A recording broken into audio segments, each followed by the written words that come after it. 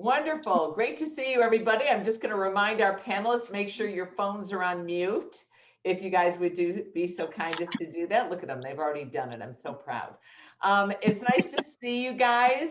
I always love to do this. We've got Dawn and Michelle and Michaela, Reynolds iPhone, Debbie Mayers, Julie Carmel. We've got so many people here. Charlotte, Pam, Morgan, Annette, Lila, Monica, Joanne.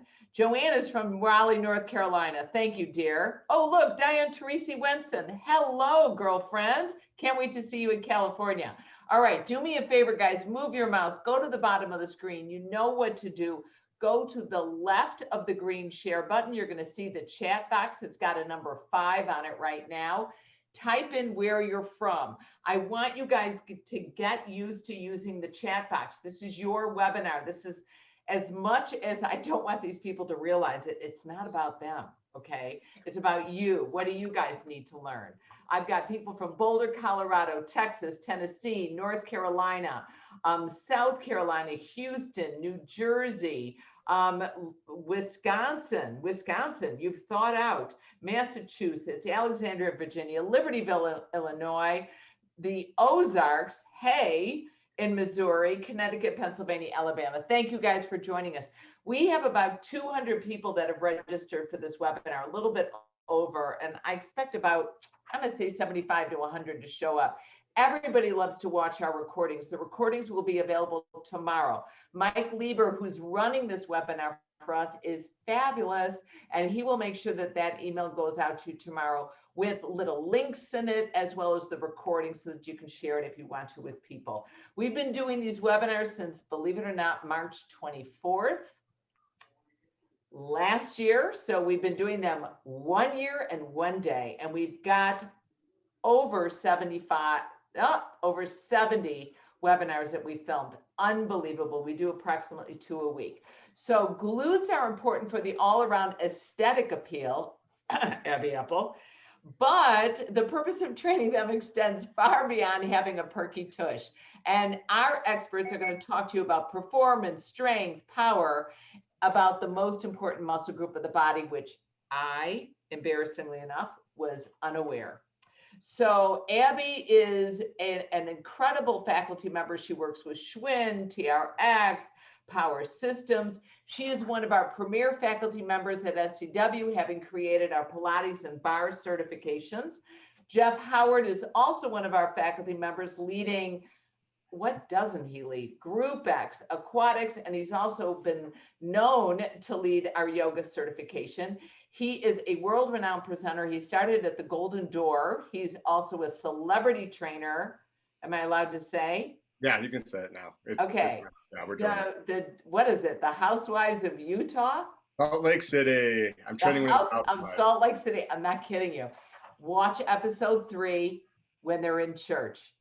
I videotaped it. Fabulous little episode. We've got Eric Thompson. He's a master trainer for core health and fitness and Schwinn indoor cycling. He's a marvelous personal trainer, very well known, very successful. Also one of our Mania favorites. And Alex Bryce, who's new to the Mania community. He's the co-founder and head coach of Electrum Performance, director of performance at Jiu-Jitsu, and the head coach for Atos Jiu-Jitsu. This is one of the premier jiu-jitsu organizations in the world. He's a certified strength and conditioning specialist with distinction. He also has a master's degree in exercise science, and he's getting his doctorate of physical therapy. No dummy, okay? He used to work exclusively, with the Glute Lab, and he holds the record in, this is humiliating, but in the hip thrust division, 905 pounds. That's Alex, right. Yep. And he is going to be authoring our new post-COVID recovery program. So for those of you that are running small group training programs, personal training, or running group exercise, and you want to learn more about some of post-COVID ongoing illnesses, as well as how they're going to recover, this is going to be an awesome program for you guys. So I'm going to start with the first question. first of all, what is your favorite exercise for the glutes? I'm going to ask you, Alex. I know what it is for you. Yeah, definitely the hip thrust, but we have to have a pretty long list, but I'm sure we'll talk about that later. Now, can you please explain to me what is a hip thrust and what is so beneficial about a hip thrust?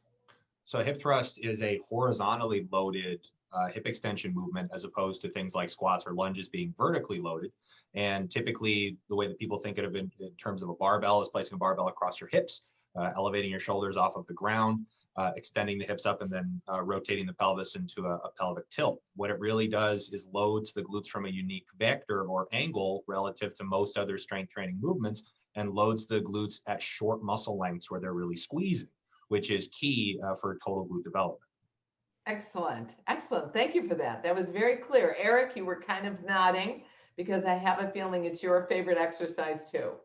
It is, but since you already went and said that, my second favorite, my second go-to is a single leg stable Romanian deadlift, eccentrically loaded, creates stability in the backside of the body, allows the hip extension to get a little bit deeper, get a little bit more recruitment out of it, and give a nice big thrust. So that is a vertically loaded movement as opposed to the horizontally loaded movement.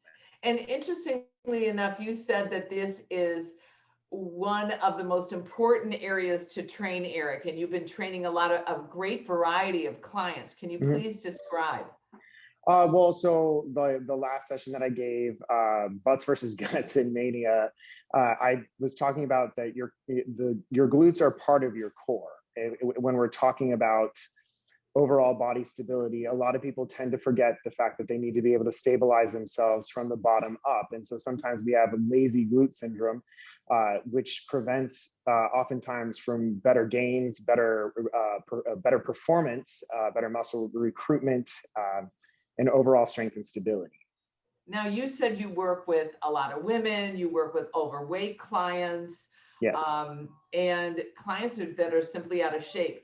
And you were talking about that this is the area you start training with. Yeah, I start from the bottom up at the beginning. Yeah, I start from the bottom up just because it tends to be the weakest, especially over the last year. Except for Abbie Appel, most of us have sat on our butts, and there's a thing called pancake syndrome, right, where it gets a little flatter and a little less tone.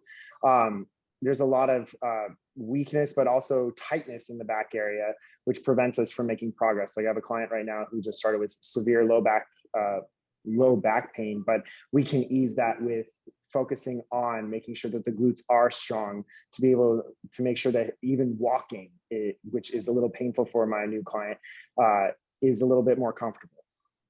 Oh, that's great. And Abbie, okay, just you have being a woman, I can admire and say you have a great ass. Okay, you just do. And I know you train it, and you don't just train it for appearance sake. You train it because it's very important. So please share with us what your favorite exercises are and why. Similar to what Eric and Alex said, the hip thrust, I love the glute bridge, just the basic body weight glute bridge, because I do so many classes where we're really limited with equipment, and a lot of them are these booty classes and core classes where we need to really activate the glutes. So being on the floor with only your body weight, doing that exercise, the glute bridge, most of us know what I'm talking about. Feet down, knees bent, feet right under your knees, and you're extending your hips, lifting your hips up and down. It's a great exercise to activate the glutes. So it's really one of the, when I'm doing a glute workout or a booty workout, it's one of the first exercises that we do if it's not included in the warm up. I actually have them come down to the floor. Often, I know people look at you like, you can't go down to the floor in a warm up for group fitness. I'm like, no, down on the floor. And I'll have them do a glute bridge. And then often I'll have them roll over onto their forearms or hands and do, ready for this? Donkey kicks. I have them do, you know what I'm talking about? I don't mean the Jane Fondas or the fire hydrants. I'm not literally saying lifting your heel toward the ceiling just to activate the glute after the glute bridge. So I always joke, if anybody who's ever taken one of my glute workshops, I've been doing those donkey kicks since I was 12. I know I'm a mental case. I would eat all 3 sleeves of the Oreo bag. I would watch Love Boat, Fantasy Island, and I would do those donkey kicks. Look at you, Eric. But no, it's really, I mean, to be honest, to be serious You about know it, what? it's a great activation exercise. On a webinar last week, so Hala Digsby shared with us that there are now gluten-free Oreos. And you know what my big thing is? Why? Exactly. Why? Who the heck thought of that? And know. unfortunately, they're selling through the roof. Yeah. So I don't know. I personally like the Oreo thins. I don't eat Oreos anymore, so every once in a while I have an Oreo, but whatever. Yeah. Anyway, but those are my two, just for activation. And my really honestly got to just mention one more thing: the single leg glute bridge, and especially the one that Gray Cook created years ago, where you have one knee pulled into your rib cage and one foot on the ground, and you're lifting and lowering. One of the best activation exercises for the glutes, and it takes the lower back out of the equation.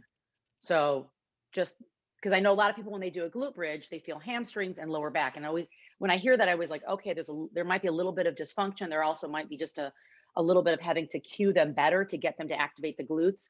But when you pull the knee into the rib cage, it takes the lower back out of the equation and helps them to fire the glute a little bit more efficiently. Oh, that's a fantastic suggestion. And Jeff, you gave us a big thumbs up. Please explain.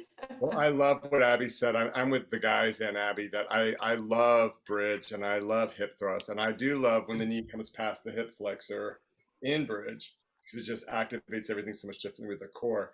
I love one of my favorite exercises is a wide leg deadlift. You take the legs wide and you do a deadlift down and up that way because it takes the stress out of the lower back and they still get all the effects of what deadlifts does. And remember, you guys, when we're doing the gluteus max, that affects everything. That's your knee injuries, that's your lower back injuries. It all stems from that, even though we're all like talking about what we like as a pretty, glute or whatever. It's really stems, we got to have healthy glutes for all of that. But I love a deadlift, a thruster. I still like a lunge. I like a good old fashioned lunge. I think a lunge is great, but I like to make sure that they're not, a lot of times in lunges, they like to do one line, and I like to take the feet a little bit more natural gait and step back with it. All right, what about you, Sarah? What do you like? What do I like? I know you guys are all thinking, well, it's because of her butt that she tore her meniscus in her left knee. I have a lack of mobility in my left hip because of a hamstring injury that's very old from running. So that's where I think I tore my meniscus playing pickleball, not skiing. Skiing, I'm very strong, but not in pickleball. I was wearing running shoes outside playing pickleball on a sticky court. Stupid woman. Bad, stupid woman. So what I also want to know about is what role does nutrition play in building the glute muscle? And I'm going to go back to you, Alex, because I know you deal a lot, not just only with professional athletes and the jiu-jitsu. I know that's one of your expertises, but you deal with a general female population over and over again. So what role does nutrition play in building the glute muscle? Yeah, I do work with a ton of women, big focus of mine. And I mean, just like with training, the core principles of nutrition are very simple. They're just not sexy.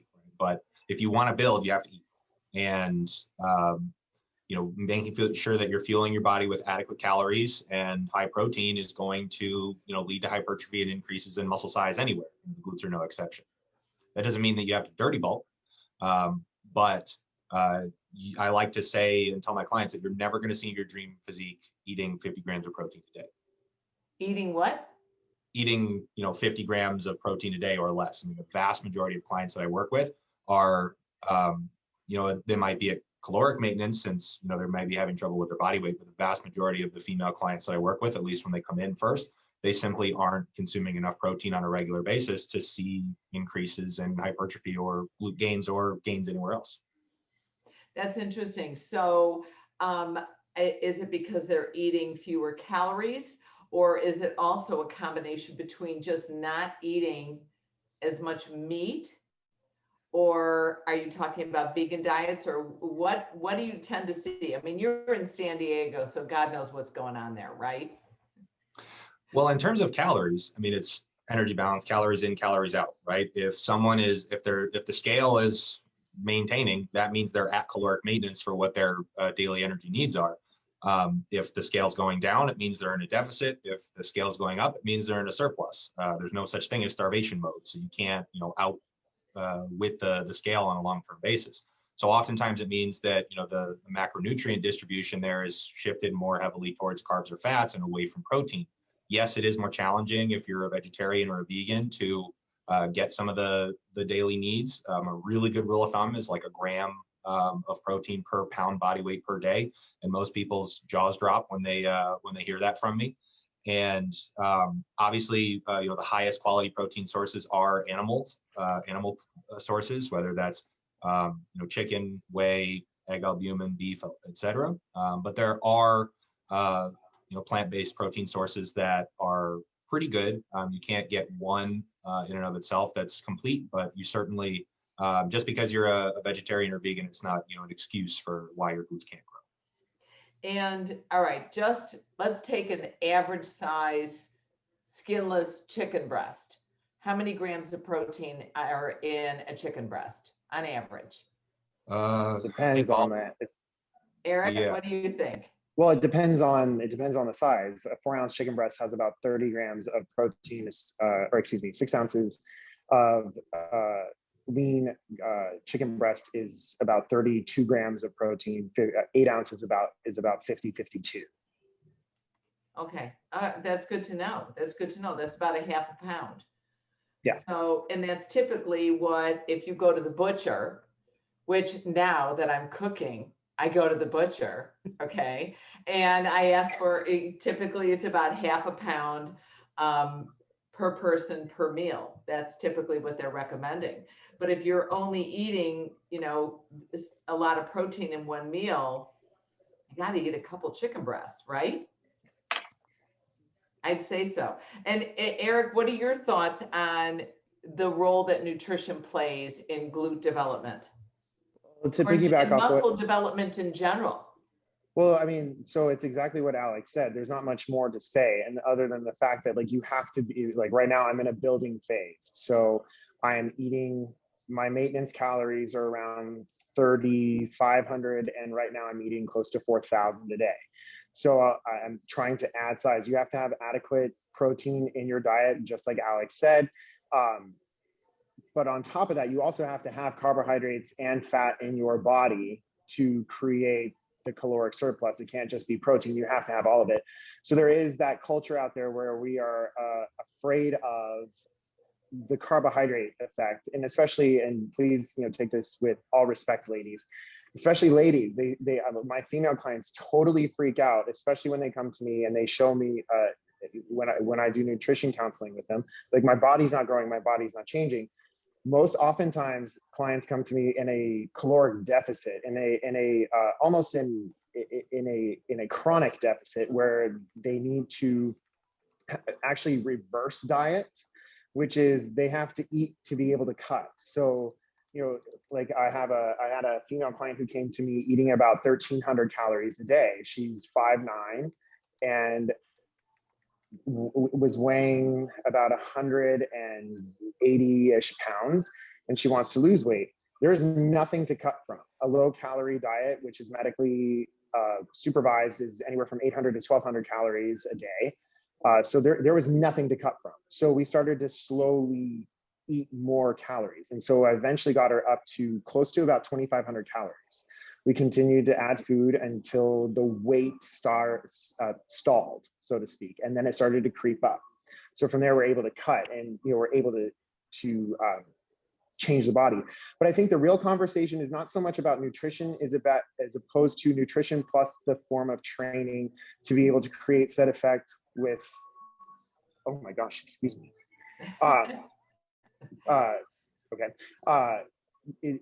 The conversation should be the nutrition plus said training. So, Alex, Abbie, Jeff, everybody, let's be honest, a lot of people do too much to create said changes in their body. They're jumping from class to class to class, or they're going from place to place, not necessarily working within certain rep ranges to create a hypertrophy effect. And then they're not eating to support that, or they're doing a lot of cardio and maybe not doing a lot of lifting, and then they're concerned about the fact that they're not seeing changes in their body. So I just dropped the grenade. You guys answer. But I love this. We got a question from Leslie, which I just have to say, I personally am really interested in. What about for seniors 60 plus? Because I was talking to my best friend from high school the other day, and I realized I keep telling everybody I'm 61. I'm not 61. I'm 62. I had a birthday a couple of weeks ago. That sucks, right? But what about for seniors 60 plus? I hate you for calling me a senior, but that's okay. Many eat less than their age. What's the suggested balance for them? And then Alex, you answered they need a variety, it varies wildly from person to person, but a high protein for senior diet is very important. Now, Abbie, what are your thoughts on diet? Because I know typically people think of you as an exercise person, but as a fitness professional, we get asked about nutrition and diet constantly. Okay, so I can let me just give you my experience, and then just from my perspective, and then also my experience. So when I was competing, doing fitness competitions, of course I was trying to get bigger. My whole life I've been trying to get bigger, just more muscular, always, always, always. And I know in general, women are afraid of getting bigger, so they don't want to lift heavy weight. Just as Eric was mentioning, what happens is that most of them are lifting, not lifting, they're doing too much exercise, too much volume with light weight because they're afraid of getting bigger. So they want one area of their body to get bigger. You guys know this, right? Their butts. They want nothing else to get bigger but their butt. But the butt. So, right, but their butt. So they don't want to do anything heavy, like no heavy lunges, no heavy squats, no heavy deadlift, nothing like that, that will make other parts of will hypertrophy any other part of their body. So they try to, and I don't even know how you can possibly do this, but they try to do movements that will make their butt bigger. But then we step back and talk a little bit about diet in addition to that. So as I said before, I'm lifting as heavy as I can. And I have a hip injury from years ago, and it's affected my back. It's affected my gait. I'm very aware of it. So when I'm lifting heavy, I have to be very careful just of my lower back. So I typically do things on a single side. So I can go really heavy on a single side because it doesn't affect my lower back as much, but it will affect the hypertrophy of my glute. Does that kind of make sense? So if I was doing like a bilateral deadlift with, as an example, I'm just going to throw a number out there with 150 pounds. That's going to affect my back a lot more than doing a single leg deadlift with 75 pounds. Yes. So far so good. And when I was competing, I was always still trying to get bigger. I was trying to maintain my muscle mass. And I went to, and she was named the best dietitian in the state of Florida. The best dietitian in the state of Florida. She was Larry Bird's dietitian. She was the dietitian for the Miami Dolphins. And I was eating a high protein diet. And she immediately took me off the high protein diet and put me on. And when I say high protein, more than what you guys are mentioning, but we were talking about 1 gram per kilogram of body weight. So not per pound, because they typically compare grams. They stay in the metric system. So it was a little bit less than what you guys were talking about. But I still think that we were still kind of staying within the same guidelines. So they took me off the protein, put me on a lot more carbohydrates, a lot more. And it goes back to what Alex said, it's calorie in, calorie out. Like if you eat the same amount of calories in pasta, it's still the same energy as eating the same amount of calories in protein, but you have to find a balance on what your body needs in nutrition so that you're able to build muscle. But to be honest, it's the carbohydrates that give you the energy to lift heavier. The protein is when you go to rebuild, when your muscles build, but you need the carbohydrates to lift, to go a little bit heavier. So I think so many people, and especially women, and you're so right about this, Eric. So women are afraid to lift heavier because they think they're going to get bigger. And just like, when I hear that, I'm like, la, la, la, la, la. They are not going to get bigger. Number one, it's just, we don't have the hormones. And there's just so many studies that show that over and over. If they are getting bigger, then they're probably taking in more calories than they need. So they're getting bigger. I can get bigger. You guys know my family history. I can get bigger. My whole family. No, we don't know your family history. No, we don't know your family. Okay, ready for this? I didn't even know you had a family. Ready? Morbidly obese. Morbidly obese. Everybody on my dad's side, and I have 3 sisters just from my mother and father together. They've at one point been at least 250, 300 pounds. That's morbidly obese for our height. We're 5'5", 5'4", 5'6", in that range. So, and it's just because they're eating too much and they're not doing any movement. So I can get bigger like that. But it's all about calorie in, calorie out. What's going to give me the energy? And I'm talking about good carbohydrates. People are like, do you eat fruit? I'm like, I eat fruit all day long. Like, do you eat carbs? I'm like, I eat carbs. And they say, well, you eat carbs because you work out. I'm like, no, I eat carbs because I need energy and because my brain, which you guys are probably shocked on, my brain functions on carbohydrates. Now you know my problem. Oh, no. Anyway, we didn't dive deep enough to understand the real problems. But that's very interesting about your family history. My mom, when she passed away, was 340 pounds. And it's like, I think we have this love-hate relationship with food. I just love it and eat. Yeah. I actually eat as much as my husband eats, which is probably a little scary for a lot of people. I've gone out to breakfast with people. I went out with a group of 3 couples and there were 7 breakfasts that were ordered. And somebody was looking at the bill, said, this bill is wrong. This bill is wrong. I'm like, no, you guys didn't notice I ordered 2 breakfasts, and I eat it. Jeff knows. I love it. I eat. So Jeff, what is your neuroses with nutrition? So please first share. of all, Abbie just revealed so much about the Oreos now with her family. Like literally now the 3 packs of Oreo make sense to me. Sleeves. I want to say this. It's funny. When I personal train people, you can automatically tell when they're just doing too much cardio, especially when they started getting 45 and 50 because they lose their glutes.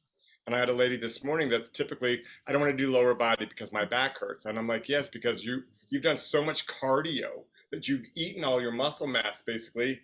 And now we don't have anything to play with. And it's kind of like what everybody in the panel is saying, that we have to first change the diet. I always have my people actually eat more the day before I train them, so I have something to work with. And I want carbohydrates, I want protein, I want the whole thing, because I know what I'm going to take from you when I train you. And I always text them the night before, eat. I need you to eat before I train you, because I need to have something to work with. And the thing is this, our populations, if you look at even your classes, they're getting older and older. And so they're losing muscle at such a fast rate that the diet that everybody's talking about on this panel is important, and the exercises. Well, that's interesting. We got a good question from Bridget. Can you talk more about the connection between your abdominals and your glutes? I've noticed that the stronger my core gets, the more my glutes grow, and it isn't just because my waist is smaller. What are your thoughts? Alex, I'm going to you. Sure. So when we're talking abdominals, I'm assuming you're talking like abdominal wall, like rectus abdominis and transverse abdominis and obliques. In those cases, between those and the glutes, like I think Eric might have alluded to that, we can consider the glutes part of your core. There isn't really a good definition actually for what our core is, but any muscle group that's going to be stabilizing your pelvis and your spine is going to play a huge role there. And so we're talking about the 2 biggest biggest players in that category.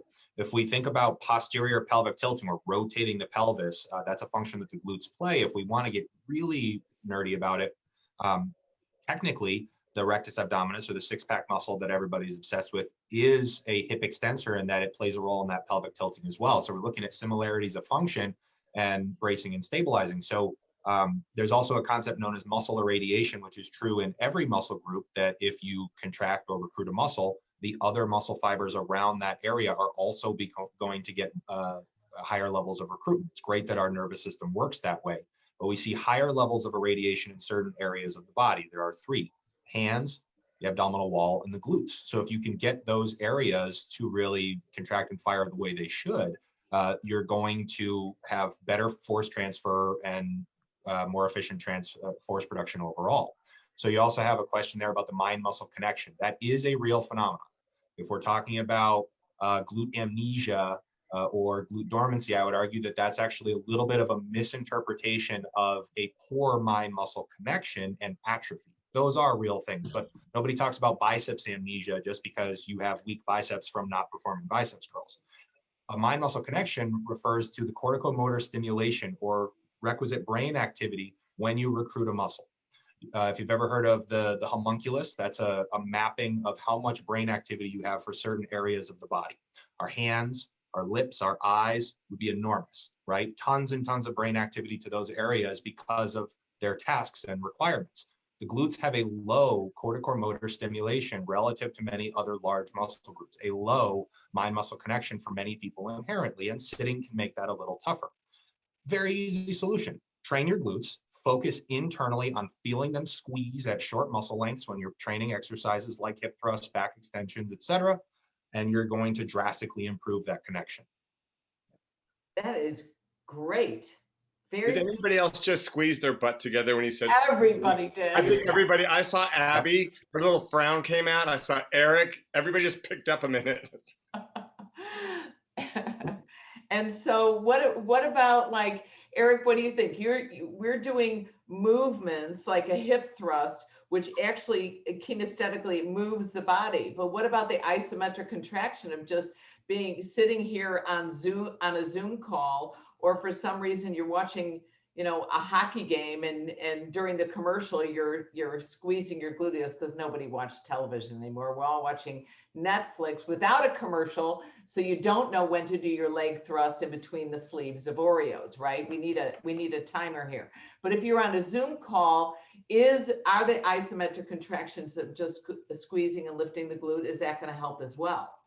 Yeah, that's just as important. And to Alex's point of the mind-muscle connection, I do a lot of isometric contractions to help further that mind-muscle connection and to create the stability in the muscle group. So like my favorite to do, which is actually very challenging, is a single leg glute bridge, like Abbie was talking about earlier. Holding something like that for an extended period of time will get you to fire, as long as we're coaching it and cueing it in the right way. And I love the fact that you brought up Greg Cook's version of that, of grabbing the knee and pulling it into your chest. Everybody should be adding that to their classes or their clients to help them get out of their low back. But yeah, isometric contractions are super important. My husband actually was suffering, he does HR for a living. And so he was used to walking up and down stairs all day long, going from floor to floor to floor. And when we went inside, so to speak, all of a sudden he started really complaining of burning pain and down his legs. He was having a hard time sleeping. So I got him a stability ball. And so all day long, he's contracting his glutes now as he sits at his desk to make sure that we keep things firing and feeling healthy down below. That's great. That's great advice. We did get a good question. Leslie, I love your questions. Thank you for contributing. I find that when my glutes are stronger, the brain glute connection improves and my digestion also improves. Is this something that other people experience? And then I also enjoyed the question, how often should we train the glutes and for how long? How many reps, sets, etc.? Jeff, I know you lead our group exercise certification, so a lot of it has to do with cardio, but what are your thoughts on the reps and the sets and for how long people should be working out? Rest in between. Well, that's just it. I mean, I think that Alex put it in the spot 2 to 3 times a week is a great time. You do need to recover. But I think it's, you know, I like to do 16 reps and I like to hold things isometrically then for 16 and then repeat it 3 times. I like to intermix isotonic and isometric movements because it makes the muscle fire just differently. And I'm a firm believer in wherever you take the foot, just scoot it back a little bit more, take it a little bit differently to the right or the left, and you'll get a response in the body completely different just by a fraction of a hair going either left or right or further back. Taking out of where they normally go, they get a response differently every time. But I agree, I think 2 to 3 times is maximum. But in our society, you know what it is. The more it is, the better it is. They want to do more and more and more and more and more. You just got to have that recovery and let them know that's how you rebuild the muscle. Yeah, Abbie, what are your thoughts on reps and sets and the rest in between? Well, I mean, I teach so many classes a week, so I think my glutes they're probably getting extra training. But on my own, I probably train my glutes, like I try to go heavy, like, you know, 2 times a week. And when I say heavy, it really depends on the exercise. It depends, and I try to vary that, by the way. So, you know, some days when I say heavy, like, I know people are like, how many reps should I do? I'm like, well, it depends on how much weight you're using and what your goal is and all that stuff. So I'm trying to hypertrophy the muscle. I'm trying to get stronger in the muscle. So typically I'm doing anywhere from like 6, sometimes up to 12. If I can do more than 12 reps, I typically increase the weight. So maybe my first set's 12, 15 reps. If I'm there, then I increase the load. And it depends on what it is, of course, because I have to be aware of my back and my knee, because my knee is affected by my back now as well. It's a long story. So everything, your glutes affect your hip affects everything down the chain, up the chain. So so I twice a week, and I think the other thing is I think people think that they have to have these long 1 hour, hour and 15-minute workouts, and I go like there was a guy in my little fitness center in my condo who I went downstairs and I worked out for 20 minutes, and he looked at me like, "Wow, that was a short one." I'm like, "This is all I had. I had 20 minutes." So I went in there and I made my 20 minutes count. I went in there with a plan, did 3 exercises, 4 sets, 3 to 4 sets of each movement. And it depended on, I can't remember what I was doing exactly, but sometimes my workouts are now 30 minutes, 3 exercises. And I try to, hit, because that first set is, I hear noises. I hear that first set is typically like my warm-up set. Then the next 3 I can really focus on. Sometimes it's 5 sets. Just depends on what it is and how much weight I'm using. And how much time we have. Yeah. Which is great. And I think Huge. that's one thing that the pandemic has taught us and that people have experienced. It's not about the people on this phone call. All right. The people on this webinar, you guys are all, you're screwed up. Okay. You're all messed up. We're obsessed with exercise. We're obsessed with what we eat. I think most of the eating disorders comes from probably the fitness industry. Who knows? But we're not the ones that we're trying to train. We're trying to get the public to train. And if we tell them you can do a 15 to 20-minute workout, it's going to be effective. You'll do it 4 times a week. You'll be fine. And there was a very interesting study that was done by Hunter, and it's actually an older study from 2015. But they took 3 sets of people. They had one group do cardio 1-1, and these people were over 60 years old. Their average age was almost 72, and they had them do a half an hour of cardio and 20 minutes to a half an hour of strength training, and that was considered 1-1. And so maybe they would do cardio on Monday and they would do strength on Thursday, and then the next group did 2 cardios and 2 strengths. Let's say cardio on Monday and Wednesday, 30 minutes, let's say it's a walking program. And then on Tuesday and Friday, they might do a strength training program, total body. That was 2 sets of 10 reps, working between the average. They started them at 60% max and they ended up going to 80% max. They didn't go above 80% max. You know what that means. That means like, if you do 1 rep, this is all I can lift. I'm going to multiply that by 0.8 and I'll do 10 reps of the 0.8 of the 80% of my 1 rep max. So that was interesting. So a group did 1-1, another group did 2-2, and another group did 3-3. And we always think you should exercise 6 days a week and take 1 day of rest. That's what we're taught. Well, what happened was, and the 3-3 is doing cardio, Monday, Wednesday, Friday, Tuesday, Thursday, Saturday, they would do strength training. The 3-3 group found that it was just too much and they were predisposed to discontinuing the program altogether. Well, whoa, that's not what we want. The cardiovascular response was identical for 1-1, 2-2, and 3-3. Isn't that interesting? The fat loss response was identical for 1-1, 2-2, 3-3. But what they found was people were burning less fat if they did the 3-3 or the 1-1 as compared to the 2-2, that they get a higher NEAT response. And I think somebody had mentioned this on this call, where basically how many calories are you burning sitting on a couch? And you could look at how many calories you burn during the exercise program and how many calories you burn over the entire day's span. So they found that the 2-2 group was burning the most fat. And that was fascinating. And I found 4 times a week is sweet. Abbie. Oh, so the 2-2, you're talking about strength training, right? Is that, well, did I get all that right in there? 2 cardio and 2 strength. Oh, 2 strength. So they included strength. What Alex just mentioned. And one thing we do need to look at, I'm sure we're going to bring this up, is, okay, if I'm doing strength training 4 times a week and it's 20 minutes a pop, maybe I'm doing upper body, lower body, lower body, and that's fine. But if you're talking these total body workouts, that were like a 30-minute go in, get out, get over with. I was fascinated that for this older adult population, I believe it was Leslie that asked the question, 60 plus, what's the sweet spot? And it was It was a 4-time-a-week workout, 2-2, which is interesting. Love that. Alex, where did you pull the 2 to 3 times a week from? Is this experience, research, or a combination of the two? Sort of a combination of the two.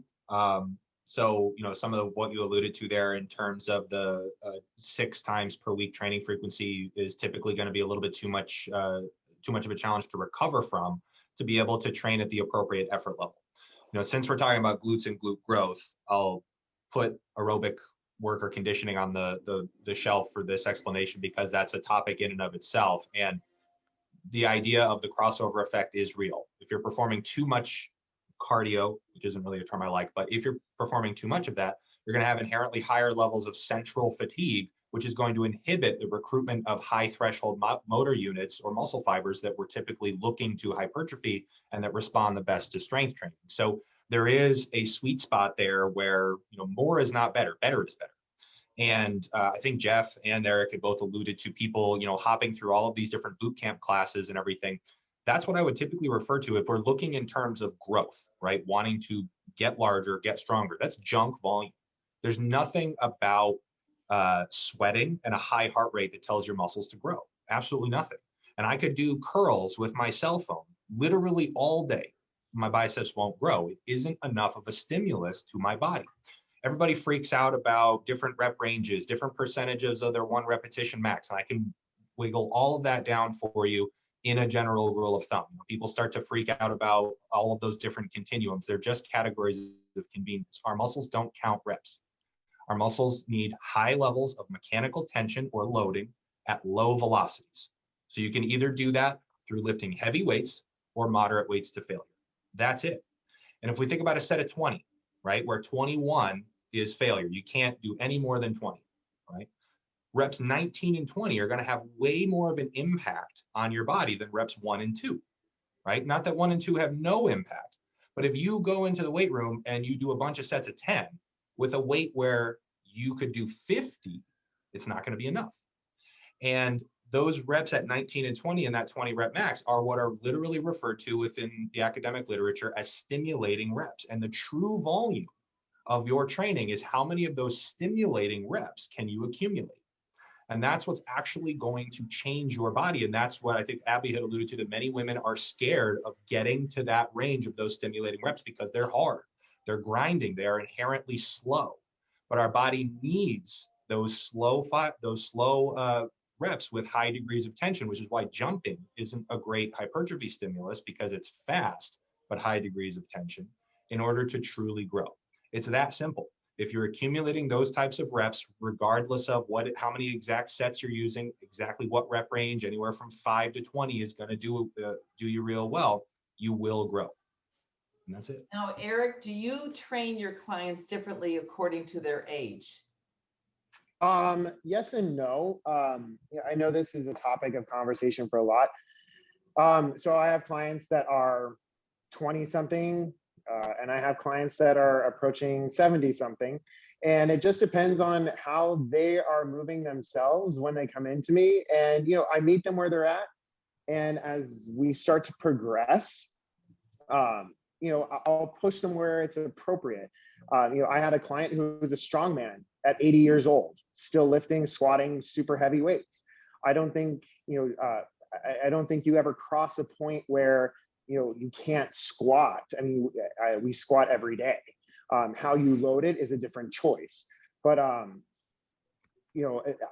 don't treat them differently just because all of a sudden they're 50 and whoa. But you definitely have to take into consideration any limiting factors that they may have in their body to create the program that's going to be specific for them to reach the goals that they want, for sure. Yes. That's great. And Jeff, how do you convince these women to work heavy? Like, how do we emotionally, mentally, basically tell them they're stupid, pay attention to me? I know what I'm saying. I think it's basically like what Abbie said, and everybody on the panel has said, that you just got to stress to them. Abbie, you don't think? But like it's the breakdown of the body. You have to just represent they're made up of a different thing than a guy. They're not going to make bigger. But also, as teachers, it's our job to educate them. If we do a lot of endurance training with them, as we do in Group X, we still can do group X classes where we then lift heavy. And we make them lift a little bit heavier. And we explain along the way that with change, you get change. Basically like that. If they do the same thing all the time, the body will never change. So my people, I just keep telling them we have to go heavier. We can always go back, but to see change in the body, we need to do this. We need to change it up by either doing less reps, adding heavier weights. And remember, I'm always teaching 65 people. Very rarely do I do personal training because I don't love to rent a friend. Principle of that. And I tend to get people that want to rent me just for an hour to talk to me, and I hate that. So I tend to do 65 people, but I tend to treat them the same way I do group X or personal training. But you're right, Sarah. You've got to talk to the women about it. Because they'll see a lot of they'll see bar classes and they're like, they don't lift heavy weights, but look how toned they are. And you have to explain that, that's fine, but with change, you get change. You have to change it up. I love that. I mean, I can't Venmo you and be your friend. Okay, right. That's really good. Rent a friend person. Okay, Abbie, I can't even believe this, you guys. This very rarely happens to me. We are out of time, but I don't care. We're going to go a few minutes over. Abbie, please share with us about the bar training and about how do we convince our clients. You have to look at this, and you had to strength train to build. Yeah, I love bar. Everybody knows I love bar. But at one point when I was a group fitness manager, and this, sometimes you just got to go anecdotally, what's happening in your own body. When I was a group fitness manager, I was teaching a lot of classes. They were, so-called high intensity classes. So lots of volume in the classes, but I was doing a lot of bar classes. So probably 2 to 3 bar classes a week. I wasn't able to lift the weight that I wanted to do the same in my training. And I come back to overloading the muscle. So bar training, which uses very light weights, lots of repetition. And then when I talk about lots of repetition, we're talking holding a position for 4 minutes at a time. My glutes, okay, let's just make this less professional. My butt got flatter, period. It got flatter. That's not the goal that I have. I'm trying to just maintain the glute. Look at Eric, don't laugh, Eric. But I'm trying to maintain the shape that I have, and I'm also trying to maintain the strength and the power that I have in my glutes. So I noticed from doing so many bar classes that my butt was getting flatter, and I'm like, okay, this is not what I'm looking at. And as soon as I went back, because you still have you're not losing the muscle fiber, the muscle's just shrinking, it's atrophying. So as soon as I went back to lifting weights again, my 30 minutes, especially, but when COVID happened, I was like, all right, this is my time to lift. Then I saw the growth that I wanted, and it started coming back. But I still do my bar classes. I still do 1, maybe 2 bar classes a week. And in addition to that, I do a couple of days. And that's why I said I do a lot of classes. So when I say, 2 30-minute sessions of heavier glute strength training in addition to my bar class. I think that's great. I think it's a great balance. You guys are absolutely amazing. I'm going to share with everybody a video for our closing. Here we go.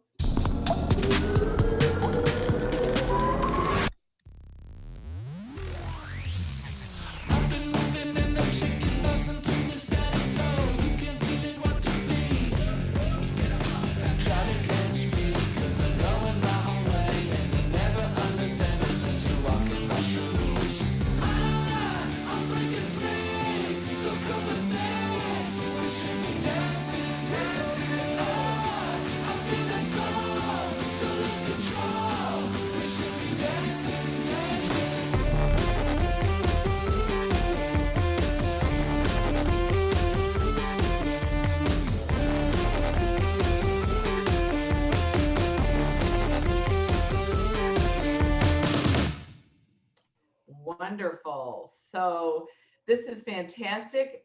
You guys, thank you so much. This has been one of my favorite webinars. Thank you all for joining us. Everyone have a great night. Don't forget about Certification Smash. Jeff is teaching, Abbie is teaching, Alex will soon, and we're going to be talking to Eric. All right, everybody, have a good night. Thank you. Bye, guys. All right.